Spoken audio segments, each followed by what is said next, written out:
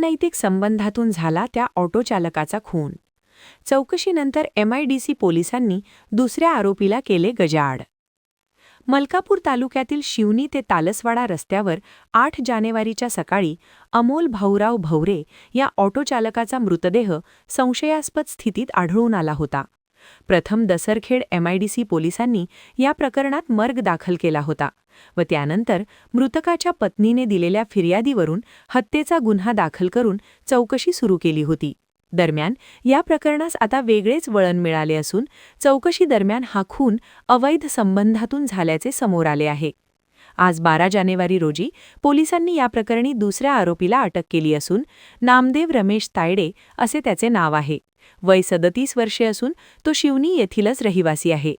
यापूर्वी अमोलची पत्नीने दिलेल्या तक्रारीवरून पोलिसांनी शिवनी येथील दिनेश गणेश तायडे याला अटक केली होती. दसरखेड MIDC पोलीस स्टेशनचे ठाणेदार नरेंद्र पेंदूर व त्यांच्या सहकाऱ्यांनी गुप्त बातमीदारांकडून मिळालेल्या माहितीच्या आधारे संशयित आरोपी नामदेव तायडे व मृतक ऑटोचालक अमोल भवरे याच्या नात्यातील एका महिलेसोबत अनैतिक संबंध होते व अमोल हा या अनैतिक संबंधाच्या आड येत असल्यानेच षडयंत्र रचवून अमोलचा खून करण्यात आल्याची बाब समोर आली आहे. या संदर्भात आरोपी नामदेव तायडे व मृतक अमोलची पत्नी यांचे बयान नोंदवण्यात आल्यानंतर अमोलच्या खुनाचा उलगडा झाला आहे.